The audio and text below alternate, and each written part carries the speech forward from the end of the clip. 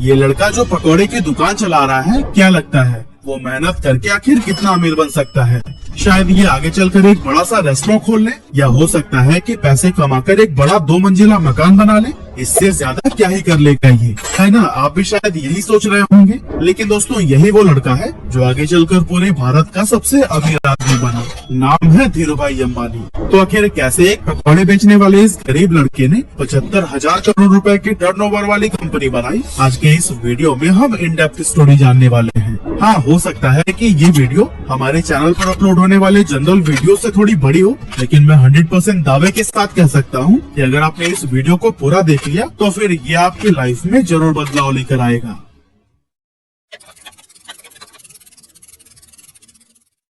तो दोस्तों, इस कहानी की शुरुआत होती है 28 दिसंबर 1932 से, जब गुजरात के चोरवाड़ गांव के एक मिडिल क्लास फैमिली में धीरजलाल हीरालाल अंबानी का जन्म हुआ था। और यही साधारण सा दिखने वाला लड़का आगे चलकर धीरूभाई अंबानी के नाम से फेमस हुआ। इनके पिता हीराचंद गोवर्धन भाई अंबानी गांव के ही स्कूल में बच्चों को पढ़ाने का काम करते थे। और कुछ इसी तरह से जब धीरूभाई अंबानी 5 साल के हुए, तब उनका एडमिशन बहादुर खानजी स्कूल में करा दिया गया। हालांकि धीरूभाई अंबानी को पढ़ाई लिखाई से कोई खास लगाव नहीं था, फिर भी पिता के डर से न चाहते हुए भी उन्हें स्कूल जाना ही पड़ता था। अब क्योंकि हीराचंद जी के कुल 5 बच्चे थे और जैसे जैसे वो बड़े हो रहे थे, उन्हें स्कूल की सैलरी से घर चलाने में काफी प्रॉब्लम होने लगी थी।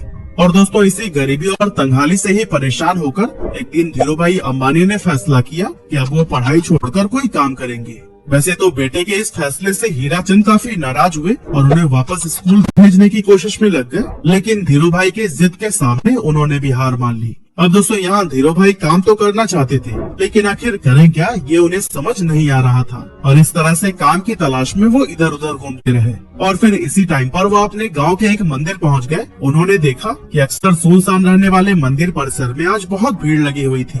जब पता किया तो मालूम पड़ा कि यह भीड़ हर साल फरवरी के महीने में किसी प्राचीन मान्यता की वजह से लगती है। अब इतनी बड़ी संख्या में श्रद्धालुओं को देखकर धीरूभाई ने सोचा कि यहाँ खड़े खड़े इन लोगों को भूख तो लगती ही होगी, क्यों न इस मौके का फायदा उठाकर यहाँ पकौड़े बेचे जाएं। और दोस्तों, अभी तक धीरूभाई को उनके पिता की तरफ से जो भी थोड़ी बहुत पॉकेट मनी मिलती थी, वो उसे एक गुल्लक में जमा कर देते थे। लेकिन अब उस गुल्लक को तोड़ने का समय आ चुका था। उन्होंने बिना किसी देरी के गुल्लक तोड़कर पैसे निकाला, उससे ठेला खरीदा और मंदिर के पास ही पकौड़े बेचने लगे। अब दोस्तों, इस धंधे से उन्हें शुरुआत में तो बहुत प्रॉफिट हुआ, लेकिन कुछ समय के बाद जब श्रद्धालुओं की संख्या कम होने लगी, तो फिर उनकी आमदनी भी लगभग न के बराबर रह गई। ऐसे में उन्हें लगा कि अब यहाँ पर समय बर्बाद करने से कोई फायदा नहीं, इसीलिए उन्होंने अपना ठेला बेच दिया और सारे पैसों को बैंक में जमा करा दिया। आगे चलकर वो फिर से किसी काम की तलाश में लग गए और फिर उस दौरान उन्होंने देखा कि बहुत सारे लोग यमन में काम करने के लिए जा रहे हैं और आज से पहले जो भी वहाँ पर गए थे, उनकी फाइनेंशियल कंडीशन काफी बेटर हो गई थी। लेकिन इसके पीछे की वजह क्या थी, इसका जवाब ढूंढने पर धीरूभाई अंबानी को पता चला कि यमन में इंडिया से कई गुना ज्यादा पैसा बनता है। इसीलिए धीरूभाई अंबानी 1950 के दौरान महज 17 साल की उम्र में अपने बड़े भाई रमणिक लाल के पास में यमन चले गए। वहाँ पहुँचने के बाद से रमणिक लाल ने एबीसीएन कंपनी के पेट्रोल पंप पर धीरूभाई अंबानी को काम दिला दिया और यहाँ काम करते हुए उनकी सैलरी 300 रुपए हर महीने की थी। अब दोस्तों, इस पेट्रोल पंप पर काम करते टाइम धीरूभाई अंबानी लोगों को कोई अलग अलग प्रमोशनल मेथड से इनकरेज करते थे कि वो ज्यादा से ज्यादा पैसों का पेट्रोल डलवाएं। अब दोस्तों, उनके ऐसा करने की वजह से पेट्रोल पंप का रेवेन्यू काफी ज्यादा बढ़ गया और उनके काम से खुश होकर उन्हें पेट्रोल पंप का मैनेजर बना दिया गया। अब क्योंकि प्रमोशन होने की वजह से पेट्रोल पंप पर काम करने के बाद भी धीरूभाई के पास काफी टाइम बच जाता था, तो ऐसे में उन्होंने सोचा कि इस खाली टाइम में क्यों न एक जॉब कर ली जाए। और फिर ऐसा सोचकर वो एक जगह पर क्लर्क के तौर पर भी काम करने लगे। अब दोस्तों, हम इंडियन दुनिया के किसी भी कोने में क्यों न चले जाएं, पर अपनी चाय की आदत को नहीं बदल सकते। और धीरूभाई को भी चाय पीना बहुत पसंद था। अब वैसे तो इसके लिए उनके पास 2 ऑप्शन थे, या तो वो रोड साइड पर 10 पैसे की चाय पिए या फिर किसी 5 स्टार होटल में 1 रुपए की। लेकिन यहाँ पर धीरूभाई ने 1 रुपए वाली चाय को ही चुना, ताकि वो चाय की चुस्कियां लेते लेते आसपास के अमीर लोगों की बातों को सुनकर ये जान सके कि आखिर वो ऐसा क्या करते हैं कि वो इतने अमीर हैं। ऐसे ही एक दिन जब वो चाय पी रहे थे, तभी उन्होंने अपनी बगल वाली टेबल पर बैठे 2 लोगों की बातें सुनी, जिसमें एक व्यक्ति दूसरे को बता रहा था कि क्या तुम्हें पता है, हमारे यमन में जो चांदी के रियाल के सिक्के चलते हैं ना, उनमें लगी चांदी की कीमत इस रियाल से भी ज्यादा है। यानी कि 100 रुपए के सिक्कों में 110 रुपए की चांदी है। अगर कोई इसे पिघलाकर निकाल ले तो फिर उसके पास पैसे ही पैसे होंगे। अब वैसे तो ये अमीर लोग इस बात को बस मजाक मजाक में कर रहे थे, लेकिन धीरू भाई ने इसे सीरियसली ले लिया। उन्होंने एक मशीन खरीदी और फिर लाखों की संख्या में सिक्कों को पिघलाना शुरू कर दिया। जैसे जैसे धीरू भाई का यह काम आगे बढ़ा, मार्केट में सिक्कों की कमी होने लगी और गवर्नमेंट भी इस बात से परेशान थी कि आखिर ये सिक्के जा कहाँ रहे हैं। और दोस्तों, जब गवर्नमेंट ने इस बात की जांच के लिए इन्वेस्टिगेशन टीम बनाई, तब धीरू भाई अंबानी का नाम सामने आया। हालांकि जब तक पुलिस उनके ठिकाने पर पहुंचती, धीरू भाई सारे पैसे इकट्ठा करके वहां से इंडिया निकल चुकी थी। ये साल था 1958 का, जब धीरू भाई वापस अपने घर पहुंचे और जब उनके पिता ने यह सुना कि वो नौकरी छोड़कर आए हैं, तो वो काफी ज्यादा नाराज हुए। रिश्तेदारों ने भी काफी क्रिटिसाइज किया, लेकिन फिर भी उन्होंने किसी की भी बातों पर ध्यान नहीं दिया।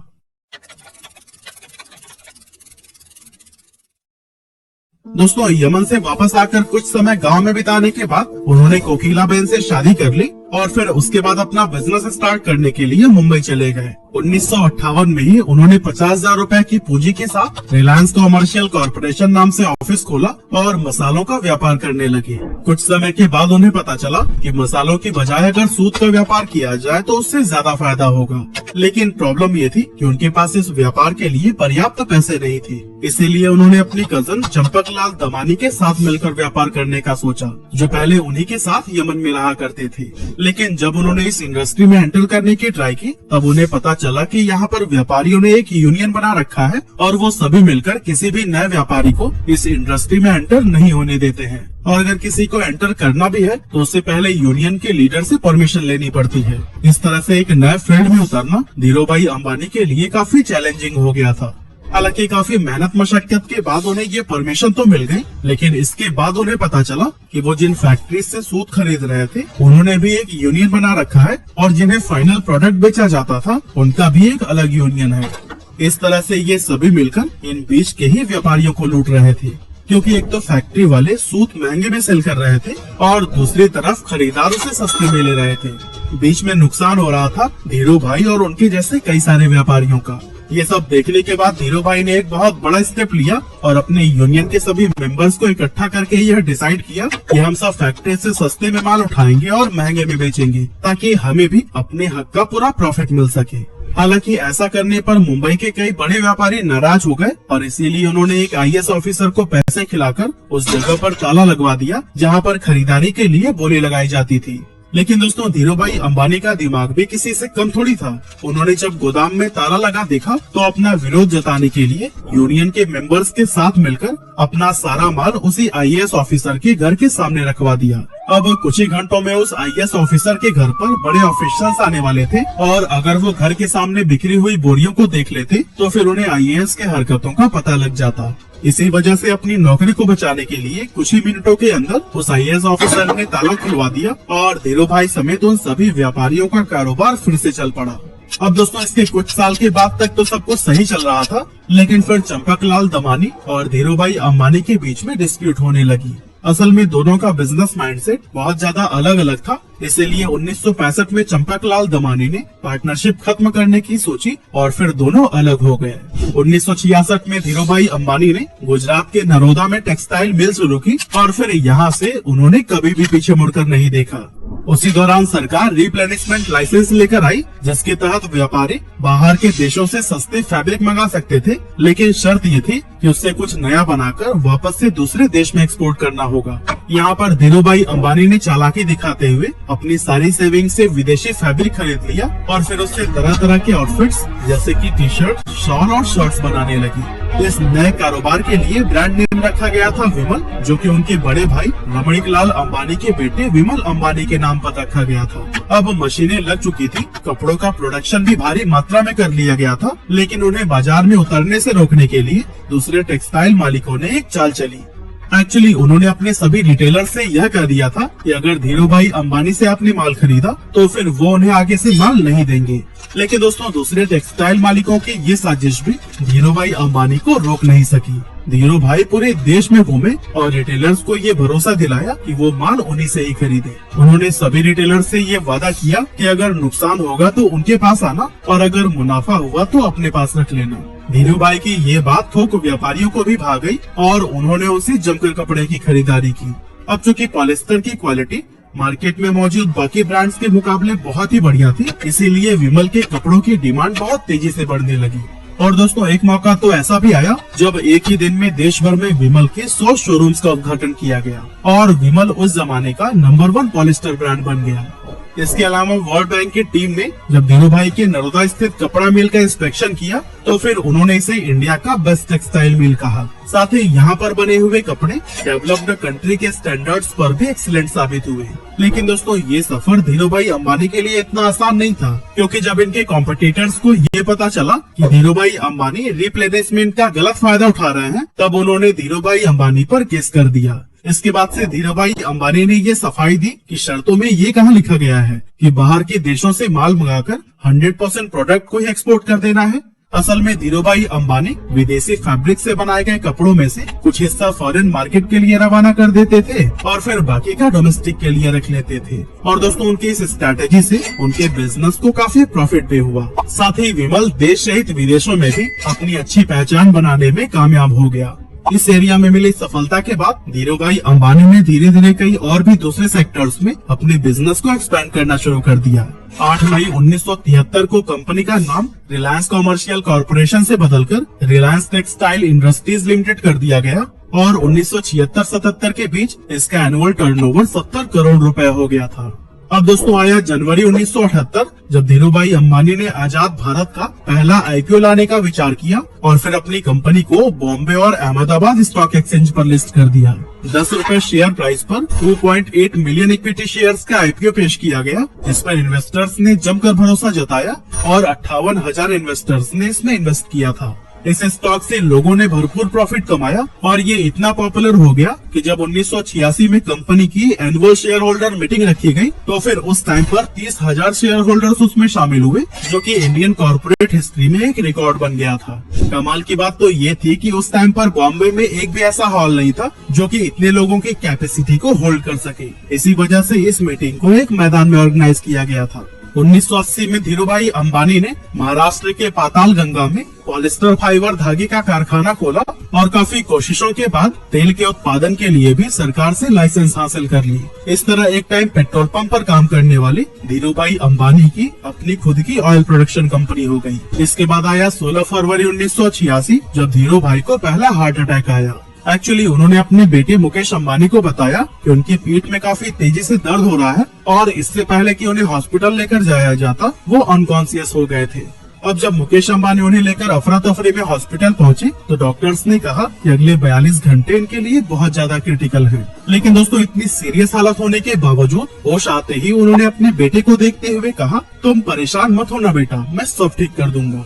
इस स्ट्रोक के बाद से धीरू भाई अंबानी का एक हाथ पैरालाइज हो गया था, लेकिन धीरू भाई अंबानी ने डिसाइड किया कि ये उनकी कमजोरी नहीं बनेगा। इसीलिए लगातार 3 महीनों तक उन्होंने खूब एक्सरसाइज की, डाइट पर पूरा ध्यान दिया और लाइफस्टाइल में बदलाव किया। इसका असर ये हुआ कि धीरू भाई का हाथ पहले से काफी ठीक हो गया।